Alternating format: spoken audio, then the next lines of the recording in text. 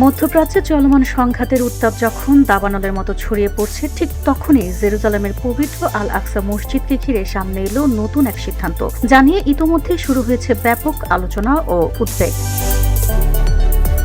কাতার ভিত্তিক সংবাদ মাধ্যম আল জাজিরার এক প্রতিবেদনে বলা হয়েছে, জেরুজালেমের পবিত্র আল আকসা মসজিদে জুম্মার নামাজ আদায়ে কঠোর নিষেধাজ্ঞা দিয়েছে ইসরায়েল। গেল বৃহস্পতিবার ইসরায়েলি বেসামরিক প্রশাসক এক বিবৃতিতে এই সিদ্ধান্তের কথা জানায়। বিবৃতিতে বলা হয়েছে, বর্তমান নিরাপত্তা পরিস্থিতি বিবেচনায় এই পদক্ষেপ নেওয়া হয়েছে।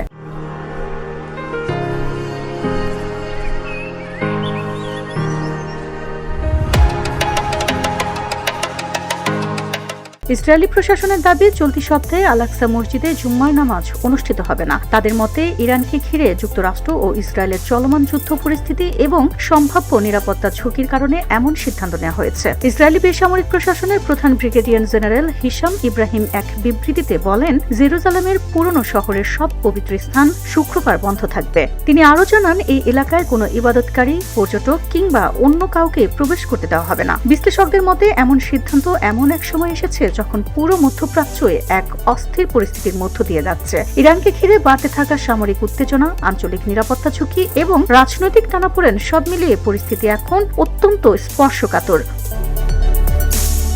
আর এই প্রেক্ষাপটে আল আকসা মসজিদকে ঘিরে এই নতুন নিষেধাজ্ঞা নতুন করে আলোচনার জন্ম দিয়েছে আন্তর্জাতিক অঙ্গনে। এখন প্রশ্ন উঠছে, এই নিষেধাজ্ঞা কি সামরিক নিরাপত্তা ব্যবস্থা, নাকি এর পেছনে রয়েছে আরো বড় কোনো রাজনৈতিক বা নিরাপত্তা হিসাব?